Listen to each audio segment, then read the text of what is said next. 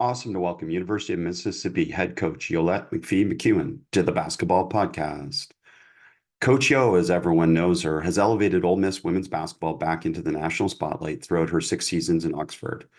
McPhee-McCuin keeps building upon success each season at the helm of the Rebels, leading Ole Miss to a program record 12 SEC wins in 2023-24, as well as the school's third straight NCAA Tournament appearance for its 20th overall. Along with guiding the Rebels to a program best in conference wins, Coach Yo picked up her 100th win at the helm of Ole Miss during the 2023-24 season to become the second coach in program history to achieve that feat. Coach Yo spent the 5 seasons before Ole Miss transforming Jacksonville into a perennial power in the Atlantic Sun Conference. She has also served as the national team head coach for her native Bahamas, as an assistant coach at Clemson, and her coaching career also includes stops at Portland, Frank Phillips College, and Arkansas Pine Bluff. Coach Yo, welcome to the basketball podcast.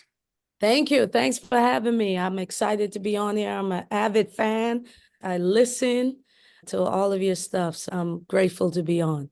I'm grateful to have you on. Coach, you're one of my favorite follows. You bring so much energy, it seems, to your program through your social media, through your interactions with people. It's just wonderful. And beyond talking about that, I want you to highlight something too, because going through your social media, this Girls Empowerment Summit and the Single Moms Empowerment Summit, just awesome stuff, Coach. Oh my gosh, I am nervous about it, but excited, a good nervousness. My foundation has an opportunity to launch for this is 2 parts of maybe 8 different initiatives that we're doing this summer. And we're kicking it off, like you said, with the Girls Empowerment Summit and the Women's Empowerment Summit, Single Moms Empowerment Summit. And it's just something for me that I'm incredibly passionate about, just giving it back to our youth and also women through education and sports. So it's going to be a great time.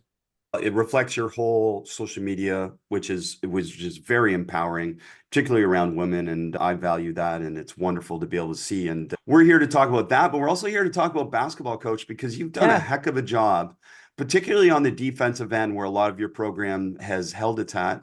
And the defense last year, multiple program records, Ole Miss shattering a single season best of 190 blocks, holding 11 opponents under 50 points to set a school record in a single season. And you say your philosophy is we don't change our philosophy, which is to dictate and disrupt. That's right. Yeah, that's pretty much, that's simple. Like we just don't change it. I think I got that from Carl Semesco. Like I remember playing at the mid-major level and he would just play man. Like he would play man. There was no element of surprise. You knew what you were gonna get from him, but you still had to stop him on the offensive end. And that was my first introduction to being who you are and being comfortable with it. And then once I started adopting this defensive system, I learned that we're going to just be who we are.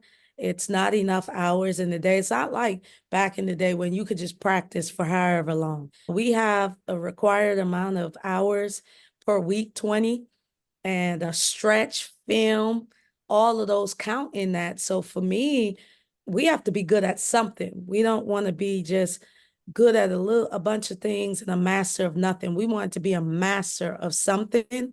And our man-to-man defense is just something that I'm willing to stick with for as long as I coach. I love the philosophy in this sense that, especially you mentioned, obviously, the practiced hours, but also the transitions of rosters. Yeah. Doesn't this, in a sense, make it so simple for players? They get there, your current players understand it, and new players can pick it up because, again, you said, we're just going to master this. Yeah.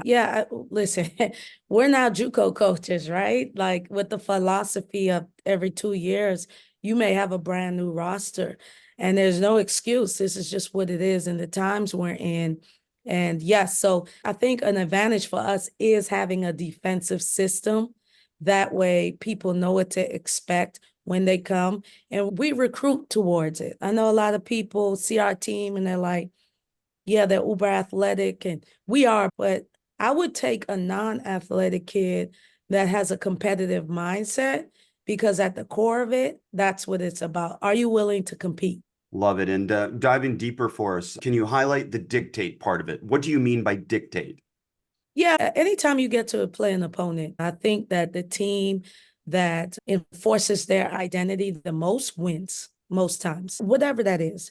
You look at Alabama men, 3-point shooting at the rim, no mid range. Utah women, same thing.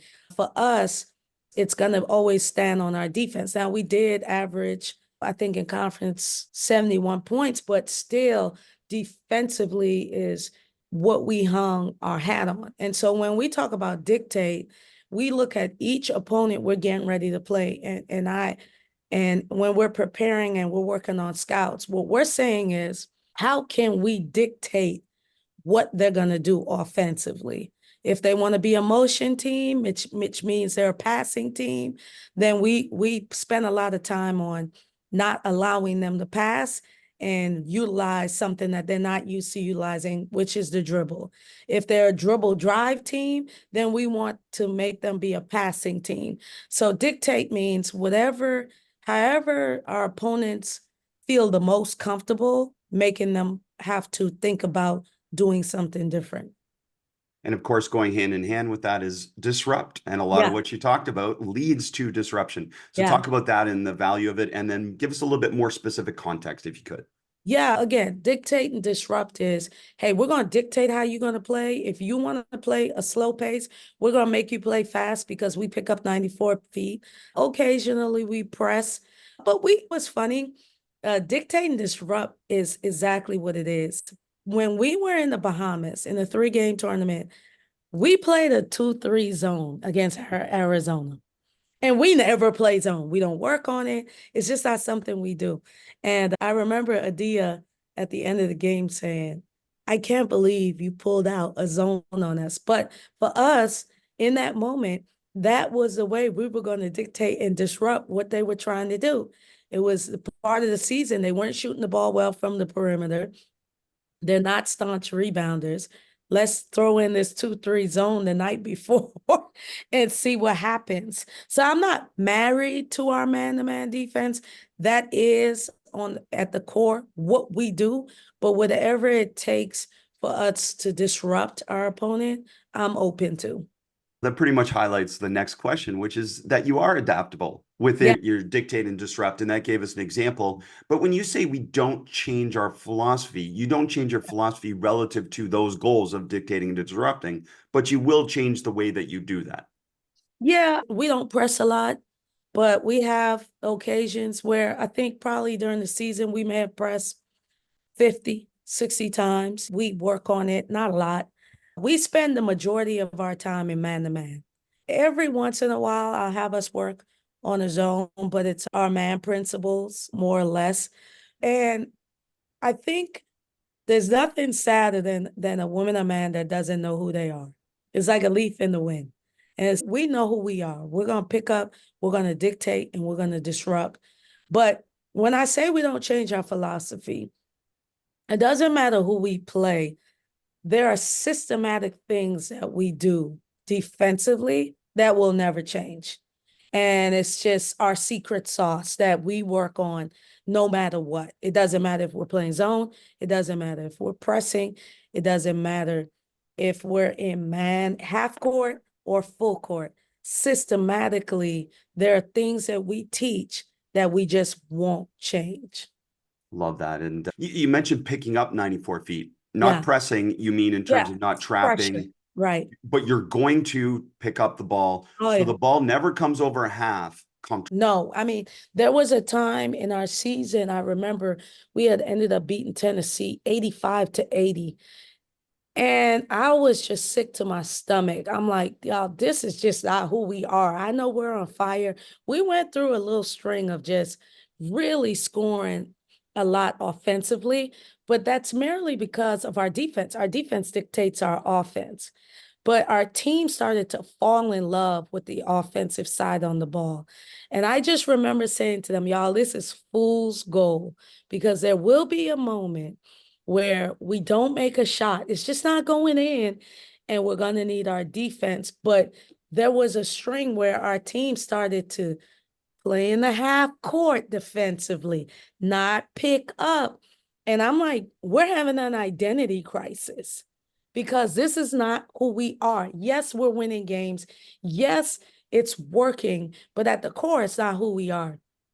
And we showed up against Texas A&M, and it was like a wonky game because our starter ended up getting ejected because of a double technical. It was like a crazy game, but we did not have our defense to its core, and it couldn't pull us through. And right then and there, after that game, I brought everybody in, and I said, I'm just telling y'all right now, I will lose every other game that we have before I sell out and not let us stay true to what we do. We defend, we rebound, we run, we share the ball. This is who we are. This is what we have to do. And they all bought in, and we ended up winning 7 games in a row after that. That's a good change in terms of that, and obviously had a great season. And you mentioned secret sauce, so I've got to ask, Coach, what are some of the things in the secret sauce that you can share with Ah, us? for us, we us against the ball. We never put pressure on, we don't put pressure on one person to get a stop. There's a sense of pride that each player has to get a stop defensively, but our philosophy is our stop, not your stop. It's ours. So us against the ball. Because here's the thing, you can make someone fall into getting taking a tough two, and we give up the offensive rebound, and it negates all that work that one person put in. And so we put onus on the whole team. Our philosophy is no threes, no layups, tough twos only. So we feel good if we can just make you take a contested two. We put a lot of pressure on our teams to take away 3-point shots from people. So anytime you see a team score a lot of threes on us, that's uncharacteristic. Take Missouri, elite level 3-point shooting team. In order for us to beat them, we felt like they averaged, I think, 9 makes. We felt like we had to cut that in half, or it may be even more. Our team took on the challenge, and they didn't make 1 3. Okay, let's go Gonzaga last year, Stanford last year. Gonzaga was known as the top 3-point shooting percentage team in the country. We made more than them that game. And so for us, we spent a lot of emphasis on taking away the 3 ball. And we rather send you at the rim and go 2 for 2 every single day. I love it. You're going to pique a lot of coaches' interest when you talk about taking away the 3-point shot, which is just a big part of the Yeah. game. Can you talk about some of the specific kind of technique-based things that individual players do to take people out of their 3-point shot or out of their 3-point rhythm? Yeah, we try to not be put in scram situations a lot. We try to take pride in guarding our yard, guarding the first 3 dribbles. We feel like if you could guard the first 2 to 3 dribbles, that you could keep someone in front of you, and there's a way we work on it. We have defensive vitamins we work on every single day just to keep everybody sharp as far as from a defensive standpoint. We have techniques like our sprint techniques. There are a lot of things that we do to disrupt the pass that would make someone comfortably get into a shot. And our saying is 3's on you, 2's are on us. So we don't care if we have our 6'4" big out there. They got to take away that 3. Like, that 3 is on you. Now the 2 is on us because we have built-in help. And the way that we help, we don't help off the ball side. That's how we're going to send you to the rim, and we'll go 2 for 2 all day. I love it. And phrasing is excellent. And then obviously your players must have great confidence in knowing that based on that, that if they take away the 3, they've done their job to a certain extent. So Yeah, that yeah, empowers them to do that, doesn't it? yeah, totally. It definitely does, because it's now you're not thinking it's just on you. You got to get out and you got to take away that 3. We ran into a Notre Dame team this year that we were able to take away the 3, but it was the most efficient team we ran into from the 2. And that was a challenge for us. But usually the way our defense is set, it's a true challenge for us against 5-out motion teams, because they're going to spread you out, and we don't want to give up the 3. But at the same time, we don't want you to make an easy layup either. And so that has been an extreme challenge. And again, I like to just give a shout out to my mid-major roots because those coaches have challenged me to be better every single time. Absolutely. And you mentioned this concept of understanding basically what gets you beat. And for me, I connect it to for an individual player, they understand what gets them subbed. Clarity, it's role clarity Yeah. in terms of that. Give up the Yeah, I three mean, versus give up the two. yeah, they know. If they hear a buzzer, they know why they're coming out. And listen, I'm incredibly disciplined on the defensive end, but offensively, I let them loose. We play advantage basketball. We try to figure out ways for our players to get to their kill spots and be able to be confident and score. So they know if they just can defend at the highest level, then offensively they have the freedom. With let's just face it, most players gain their confidence from the offensive. Absolutely. And I want to go a little deeper with the offensive stuff because I love you Sure. connecting those two things. But first, I want to come back to something that I read in an article, and I'm fascinated by this phrasing: clean versus physical. You've Hmm. spoken about the importance of playing clean physical defense. Yeah. So can you explain that distinction between clean and overly physical play? Yeah. Here's the thing, just because we're in your face, all right, we shrink the floor. So there's a mirage that we build. When you play us, you don't think it's one on one. You just feel like we're everywhere. And that's by how we recruit, the size that we have on the perimeter. If you're going to be small, then you have to be feisty and intense and just really make people uncomfortable in their space. And so that's to the core, that's what we do. But defensively for us, we focus primarily on how can we take away what you want to do.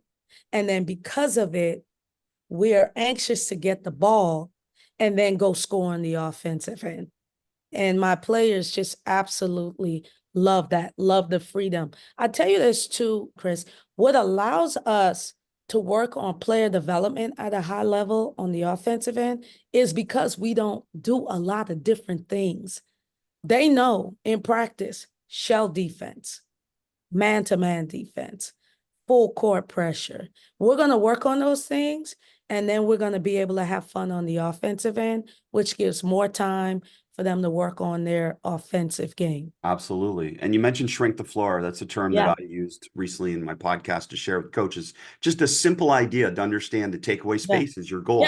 Is that how you connect it? Yes, take away space. And I did want to say this too, because I got sidetracked. I got 48 tabs open up in my mind right now because the portal. I imagine that's exactly who you Yeah, are, coach. That's I have yeah. 48 tabs. But I want to go back to this whole clean thing because of why I brought it up. I'm usually embarrassed if we put our teams that we play against in the bonus in any quarter. Most times, if we don't put them in the bonus, it's it's because we're playing good defense. So clean defense means, okay, yeah, we're athletic, but we don't have to jump for everything. Yeah, we block shots, but most times not on the ball, off the ball, where we do such a good job. We speed you up, and now our help side's coming, and they're gonna meet you at the rim because we're athletic. We practice seminoling. We call it seminoling, where you go two hands on the ball on a drive because we got that from Florida State men. So we, instead of swiping where the official may call a foul, we practice two hand holds. That is something that we talk about, but it's so unique because, oh, if you're a really good post player, we take pride in hitting first. So before you get to your kill spot, which is probably in the paint, we hit you in transition. We don't even let you comfortably get there. If you're going to go set a ball screen, we don't even let you just run up there free and set a ball screen. We want to hit first. That's the dictate and disrupt. How someone will go up in their path and set a ball screen. We rather make you have to go this way outside. Now that messes up your timing. Now you're a second late to go setting that screen. That's the physicality play, which is all legal. When we play teams that are not used to that, Their easy out is, oh, we play this dirty style of basketball. And we have to normalize the word physicality in women's basketball. All of the greats play physical. Soccer, they play physical. You get what I'm saying? So for me, it's let's go ahead and embrace the physical part of the game as long as it's within the rules. I love your approach in that way because, again, to me, my interpretation of what you're saying is that you are proactively physical. Yes. And because you're fouling a lot, you get away with a lot. Right. Even though your intent is not to foul, it's normalized the physicality of the game, which is a part of the game. It's just a physical play. I don't even know if it's fouling. It's all legal. You look at Texas, Vic Schaefer, he plays a physical style.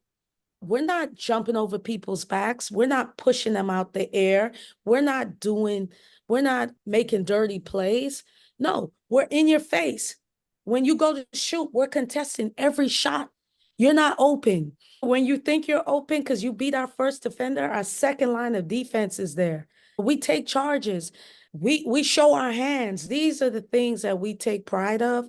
And it's legal within the rules. And when it's not, we're punished. So one of our goals that we have every game is no bonus any quarter. And then we lead the country in getting fouled the most. We're one of the top teams because we play downhill. We attack. We're aggressive. And so that is something that we take pride in. I love it. It speaks, a lot of the stuff that you've said so far speaks to basketball being the game of opposites in the sense that you want to get to your kill spot on offense and prevent them from getting to theirs. We want to play physical on defense because it helps us understand how to play physical on offense. Yeah. And that comes back to usually, again, first contact wins generally, doesn't it? In anything, in dodgeball, in any sport, any contact sport, the first contact or the lowest man always wins. And so we just take pride in that. And that's why I don't want a narrative that we're out here playing bully basketball. That's not what we're doing. I'm a stickler on if you want to play, you're going to defend. So people get in the game, they play incredibly hard. And that's what we take pride in. I'm glad you brought up the ball screen example, the path to the ball screen, because I watched some of your defensive clips and it stimulated me to remember. That's one thing that I noticed is that cutters don't cut on a straight path in your games. No, even our out of bounds defense, we play that 1-3-1 slanted zone. And one of the philosophies is no one should go through our grid untouched. But we don't do it with our hands. We do it with our butts. And so that's legal. And even when we play defensively, sometimes officials let offensive teams get away with a butt screen against us, and that's not legal, right? But they do it so often, sometimes they miss it. They don't call it. But I bring it to their attention, like, that's not legal. She can't, because we're fighting over the screen and they don't like it. They can't stick their butt out and try to disrupt our flow because that's our legal ground. And you got to play on the officials too, because they're human and it's a lot, but we are touch first. If you come to our practice, you'll see at least, and this is true, 50 to 75 positive touches throughout the practice. So we're always touching, we're hitting first, and we take pride in it. My players wear their knee pads. They know. They come to practice, you're going to dive, you're going to swim, you're going to be hit. Love it. And you mentioned the psychology of the official. The official does not want to call a foul. That's the psychology of them. So yeah, you're likely to get away with more if you're just aggressive all the time. Yeah, it's just hard, or you'll be playing 4-hour games, and who wants that? Nobody wants that. So unless it's blatant, I think they try to just let people play. And each conference has their style of play. But here's what people can't take away from us. The last 3 national championship teams came from the Southeastern Conference. Last year, we had 4 teams in the Sweet 16. This year, I think we ended up with 2. And then we had our national champions. This is the Premier League. We don't want to hear what anybody has to say about anything else. Our league is the most comparable to WNBA. Let's look at the draft picks. Who had the most? Let's do the numbers. Let's not get emotional. Let's look at the numbers. Our style is the most comparable to the WNBA. I started by saying you're a great ambassador for the game. You're a great ambassador for your program, great ambassador for your league. I just love the way that you show up for so many different things. And Coach, we talked about the ball screen. Let's go quickly back to that. So disrupt their path. And then what is the preferred defensive disruption at the point of the screen? So they finally get to the screen. Yeah. How are you defending there? We prefer to fight over the screen, no matter what, even if it's against a non-shooter. We want to always make contact as much as possible. Now, for the defender that is defending the person that's setting the screen, it all depends. Sometimes we go drop coverage. Most times we'll just switch out 1 through 5. That's why our defense is disruptive too, because we have players that can guard multiple positions. And so we'll switch 1 through 5, and our 5 player will get up and disrupt the passer as well, or the handler as well. And you know what? You think, okay, what about the mixed match? As long as we don't let them get a 3, it's no mixed match. So if they're going to take our 6'4" kid out, send them to the rim, and then we rely on our help side defense. What are you doing to take away inside scoring? Because obviously your league especially is known for having great inside scoring.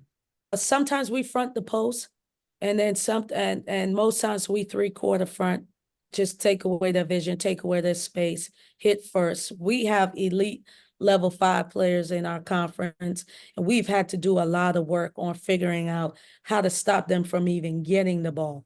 Because once they get the ball, they're either going to get fouled or they're going to get 2 points. So again, we prefer to front the post, okay? We prefer to front the post and then rely on our help side on the backside. Fronting the post, is it chest to chest or butt to chest in terms of the front? No, it's so, well, sometimes it's butt to chest, mostly because we want to take out the knees and just play as low as we can to try to legally displace them. But if we can't, worst case, we just want a 3/4 front and take away their space so that we can deter them, the passer, from even thinking that they can get the pass in. But our secret sauce to post defense is the person guarding the ball. Whereas, so if there's a ball that gets clean inside, you'll hear our players, or when we watch film, they'll say, that was on me. I didn't do enough to take away the vision for the passer. Same on a backdoor cut. We put onus on the person guarding the ball because you can't score without the ball. So that's our first point of emphasis, making sure that we're focused on the person guarding the ball. Lob goes in, the weak side rotates over. Are you doubling the ball until it's kicked out in terms of the lob? Really. Or what's... It just depends on the matchup. Again, see that, and that's what I'm saying. There are tweaks to our defense. Of course. Sometimes we don't trap off of ball screens. If there's someone really good and they're lethal, I'll do it. I'm not going to say, no, this is what we do. No, if disrupting them, if it's getting it out of their hands, then that's what I'm going to do. It strikes me, I've said it many times on the podcast, structure to freedom. It strikes me that you're giving them great structure to start with, and then that allows you and them to be adaptable. Yes, yes. And so and here, let me give you a funny story. Again, back to the Bahamas tournament, 3-game tournament. We're getting ready to play Michigan. So I go in, I said, guys, we've been watching film. I just don't think we should pressure them as much. This is our 3rd game. How about we sit back, take away this, take away that? And the whole room got quiet. And I say, y'all don't want to do that, huh? And they all exploded. No, coach, that's just not who we are. I'm telling you, you get more buy-in by just knowing who you are and sticking to it. And I know that there are coaches that go scout specific, and that works for them. But maybe that's who they are. But I can't set the precedent and say we're going to pressure. And then as soon as we get in this situation, now I'm instilling fear in my players and doubt in my players. And so you know what? I said, you know what? You guys are right. That's on me. Let's go. Let's guard them. We're going to pick them up 94 feet. We're going to take away their vision. We're going to disrupt them. And we ended up becoming champs that game. And I'm glad that the players felt comfortable enough to say, no, let's just stick to what we do and who we are. And they obviously who they are. Yeah. They love that identity. And that's something Yeah. that you fostered in that. Yeah, for sure. But human nature is a beast. And sometimes coaches, we become too smart and we want to do things our way. And sometimes we can get in the way of allowing things to just be what they are. And that's what I admire from a lot of the greats. You never see them really overcoach, but sometimes we can get in a place where we overcoach, Chris, because there's so much information out there. And so you're like a library and you want to, oh man, I watched this and I saw this and I saw this team do this. But for us, we're going to stick to what we do and hopefully see the benefits of it because we believe in it. One of my favorite rants in support of coaches against people that haven't coached Yeah. is this concept of the adjustment. Oh, they didn't make any adjustments. And it's like some magical thing. And you just Right. spoke about that so well because we're hearing this all through the NBA playoffs. Oh, they're not adjusting. Well, what are you talking about? Right. Them not adjusting? They're just literally sitting back and letting them beat? No, of course. They're doing things or they're telling their players to do it better. And most times, y'all, that coaching in depth is in practice.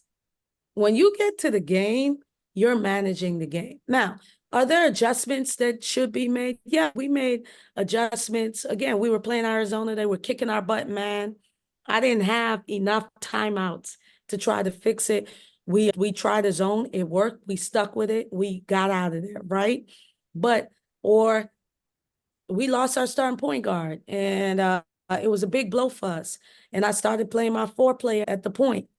That's adjustment. Or in the game, understanding that they're going to start fouling and getting your low percentage people out of there. But those are the things, the adjustments, I think. If you're going to critique a coach, critique it for those things. Someone's killing you off a ball screen, maybe looking at a different coverage. But most times, players decide what's getting ready to happen. And you better hope that you can rely on your training. That's what they do in the military. They rely on their training. So whatever you're doing in practice will show come game time.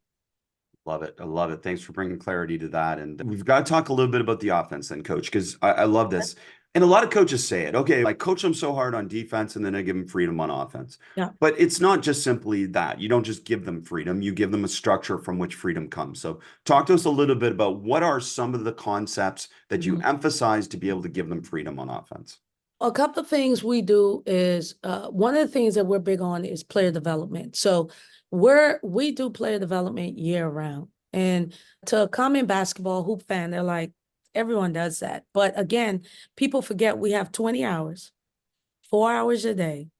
And you're like, that's plenty time. No, it's not. You got weights, you got film, you got practice. And so we have to squeeze in player development time within that. And then are you really going 4 hours a day? You're not. So really, you're going 2.5 hours a day of basketball. And so we focus on player development year round. That's important to us. And then offensively, we want to play advantage basketball. I'm not a stickler to the numbers that the 2-point shot is an awful shot. Would I like to shoot the 3 better? Yes. That is something that we've tried to get going in the portal in our recruiting. And I'm constantly thinking about how we can make anywhere from 2 to 3 more threes a game. All right. But our players are aware due to analytics where their kill spots are. So we feed them a lot of analytics. Hey, this is where you score at a high premium. This is where you score at a low premium. We work on fixing the low shots, low percentage shots, but we focus on making sure they're comfortable with the high percentage shots. And then our offense is based on that.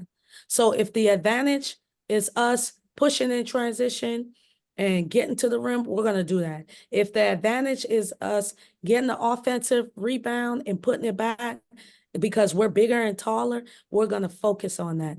If the advantage is, okay, they're going to pack it in on us. We're not shooting the three ball. We know we got a rebound.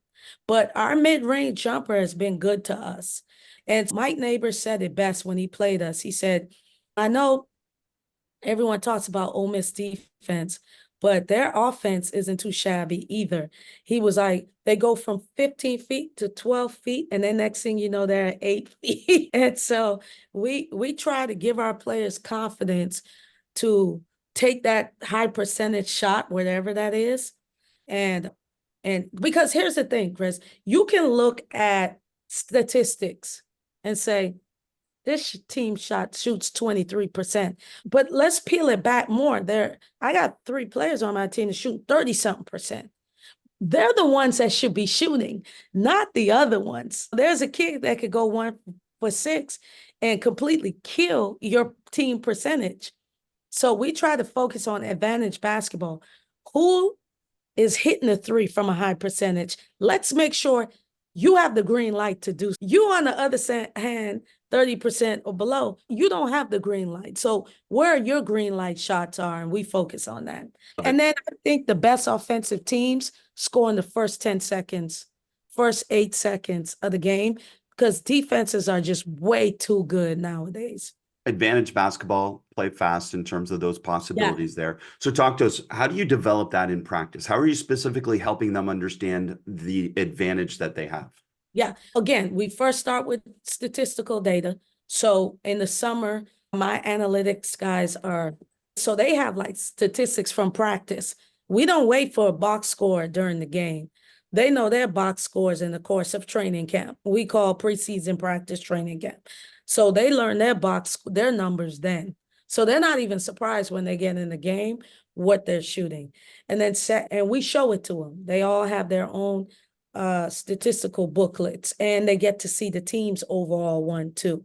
And then as far as practice is concerned, our practice is incredibly fast-paced with a lot of our offense-based stuff. We do a lot of OD to O, DOD, ODO. We do a lot of those as well, so that they get comfortable in how we're going to play in the normal game. Love it. And so fast-paced practice, obviously, in terms of that, a physical practice as well. Oh, yeah. Oh, yeah. So talk to us about monitoring workload management and all the different things that go with it nowadays, because obviously keeping your team fresh in your league is also important. And that's an art, that whole balance, isn't it? Yeah. And really, you have to evolve and you have to be willing to listen to your players and watch them and have an intuition about them. And so our sports performance team and we talk daily on that. And I am very conscious of, you know what, this needs to be a 45-minute practice today. Because here's the thing, when we practice, we're going to go hard. And so it's not so much about how many reps you get. It's about being efficient in the reps that you do get. So once we in preseason training camp, we'll go anywhere from 2 hours to 15. Once we start playing, it'll drop to about 2 hours, an hour 45. When we get to conference play, we're at like an hour and 30 minutes, hour 45 minutes. Postseason, hour 30 minutes. So just managing their bodies. I always go above the off days that we usually give them, just because if they're going to go hard, I'll give them an extra day of rest. I believe in the philosophy of when you don't make them be in the gym as much, then they'll start to create that and miss it. Okay, postseason, we're allowed to have 4 hours, 8 hours before on the basketball court. I use none of those hours after postseason because I believe in a break as well. And our sport is the only sport that goes through and track 2 whole seasons. You look at volleyball, 1 semester. You look at baseball, 1 semester. Soccer, 1 semester. But with basketball, we're a 2-semester sport. They need a break.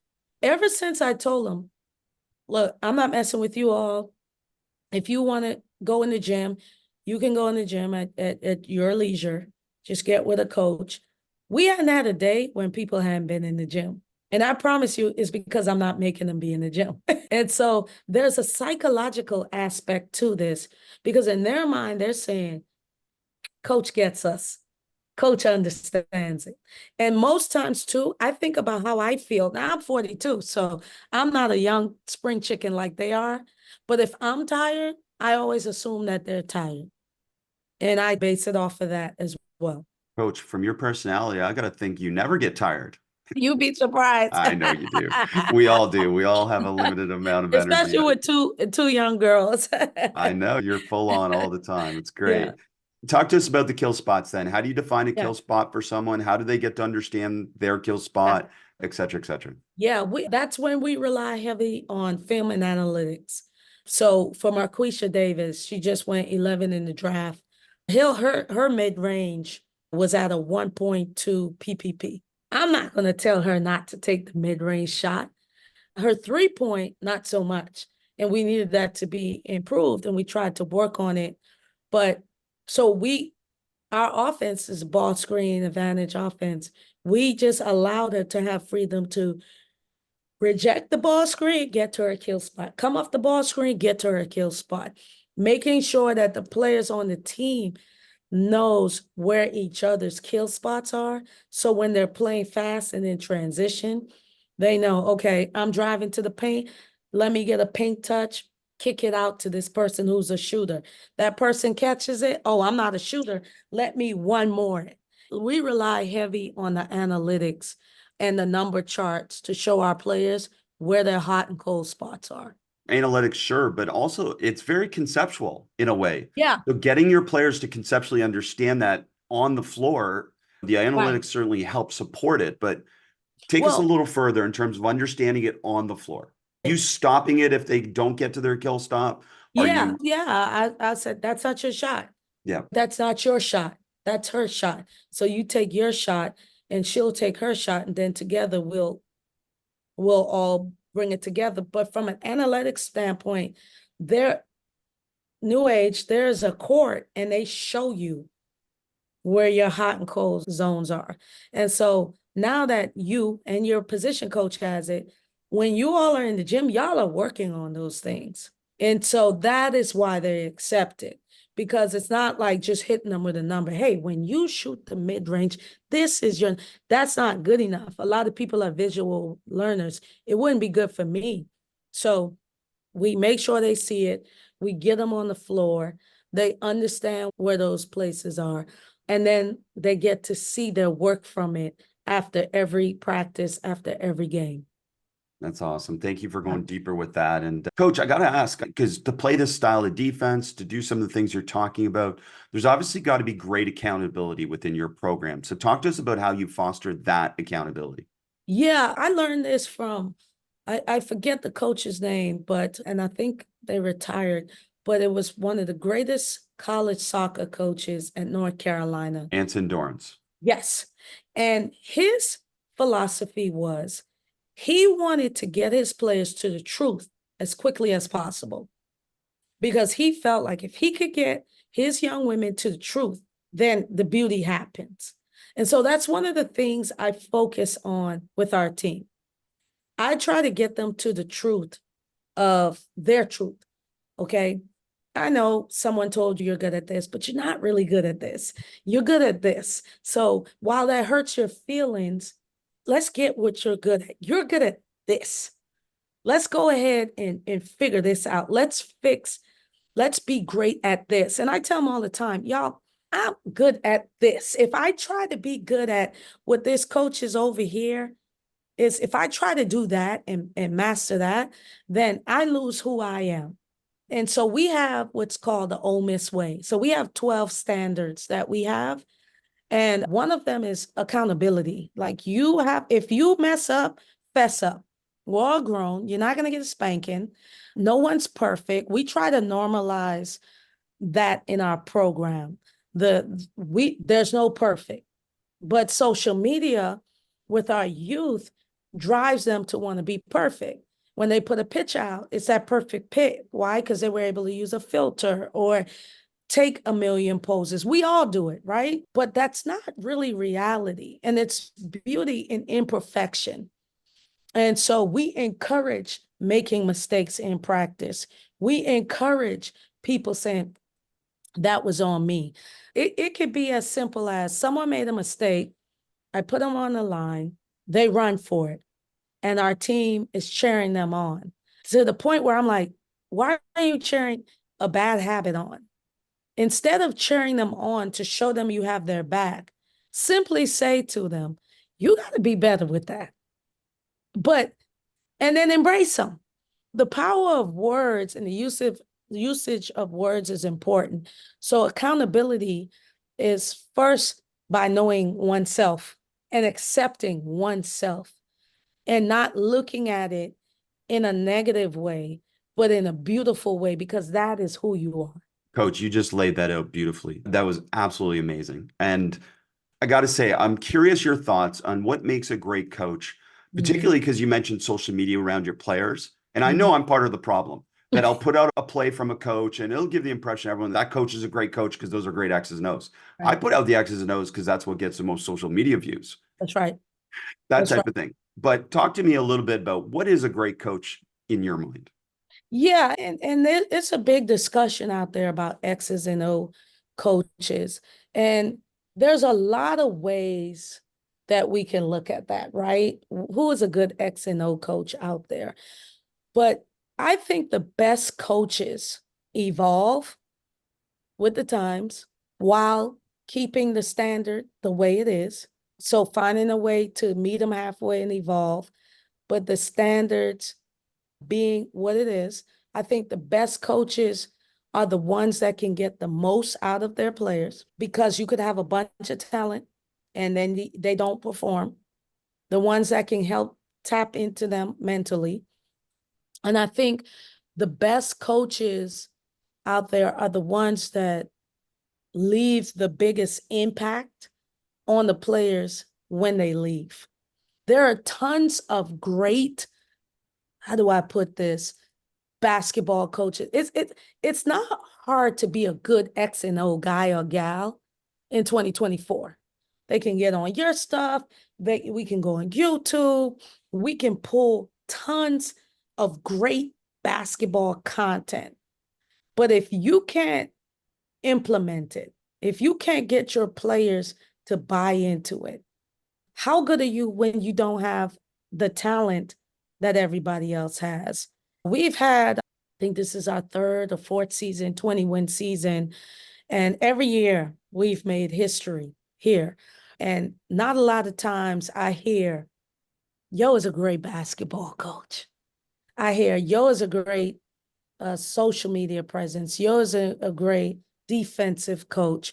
But we're winning games. So I'm doing something right. You're winning games at a place where traditionally you don't have this level of consistent success. Exactly. Right? You might have the one-off. Yeah. And I couldn't agree with you more that you are an outstanding coach.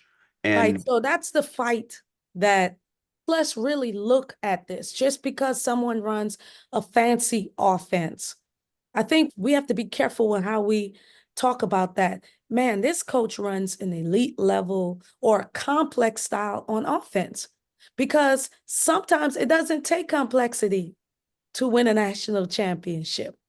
Sometimes it just takes putting people in places for them to be successful. So I think when we talk about X's and O's, we got to just stop talking about who runs a complex motion style offense, bunch on one side, single screen on one side. Let's talk about who is running an offense that's applicable to the personnel they have and that is turning out to be successful. To me, those are the great X's and O coaches. in speaking to that, it's people that have built a program. Yes. And have sustained a program. Yeah. And it's not, again, like there's always outliers either way, but it is very rare to be able to maintain a program, especially in your conference. Yeah. Yeah. Listen, I take pride in that too. I remember when we went to the NIT championship, has said the next level for us is NCAA, and then we go. I'm like, the next level, we got to win one first round game, and then we go to the Sweet 16. For me, I take pride in consistency. When I look at Tara Vanderveer, Gina Auriemma, what Vivian Stringer did in her time, what Don Staley is doing. Okay, let's go on the men's side. Let's go NBA. Let's go music. The best of the best have sustainability. And so that is something that I want to continue to do, be able to sustain a level of high success. You've done it at 2 programs now. Right. So you're well on your way, coach. And let me tell you something, the SEC is not making it easier with Texas and Oklahoma coming in here. So I Well, got my and not to get into the politics of it all and the decision making, but look, you can be really successful in the SEC we saw this year and get fired. Yeah, You know? exactly.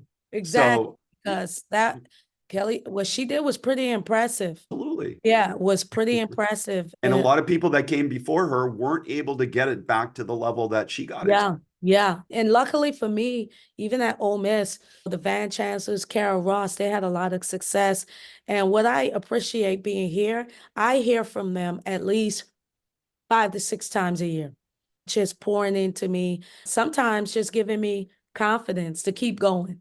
And I would like to I would like to do what Tara has done at Stanford, what Gino has done at UConn, what Don is doing at South Carolina. I would like to do that here at Ole Miss.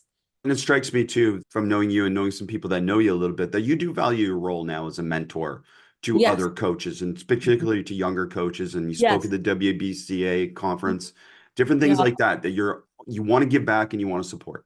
Yeah, for me, my mission is to teach, develop, and inspire. And at the surface, initially, I thought I just meant from a basketball perspective. But since being in the business now, 20 years, going on my 12th season as a head coach, I've learned that means anybody that I come into contact with, not just my players, but also other colleagues in the business. And yeah, I take pride in being an avid learner. So I'm always learning. I'm always like, one of my goals this summer is to try to improve my emotional intelligence. And so just reading a lot of books, because we're in games, very hectic and chaotic situations, being able to maintain my cool in those moments so that I can think clearly. I'm always trying to learn and study from the best, who I consider the best. And then when I do have the knowledge, I take pride in helping and giving it to other people and not just holding it into myself, for myself. I love that. I love that humility that you approach coaching with and everything that you do in coaching. And coach, I got to say, you were at the top of my list for a very long time. Oh my God. Thank you No, so much. and I appreciate you because I know how hard it is sometimes to give up an hour of your day for things like this. And I know you always wanted to do it. Yeah, because I follow your stuff, so I respect what you do, and I bookmark a lot of it and take a lot of stuff. Like I've gotten some ATOs from your page, man. So you keep up the good work. That's your ministry too, giving back and giving a voice for coaches. And I really wanted to make it work, and I appreciate you being consistent with me with that. I guess my point is that's how much I valued you as a coach, is that I just really wanted you to be on this podcast to share with everyone beyond, again, somewhat just what we see on social media. Because when I heard people talk about your WBCA conference on defense and everything else behind it, I knew, oh my God, this is going to be good. Yeah. Give them all the goods. But anytime anybody is welcome to come to practice, you too, just come. And I never close my practices. I let everybody in so that they can come and see what it's like, because some of the things I can't even explain. You would have to come and witness it yourself. I love it. I love it. Thank you so much, Coach, Thank for you. sharing with us.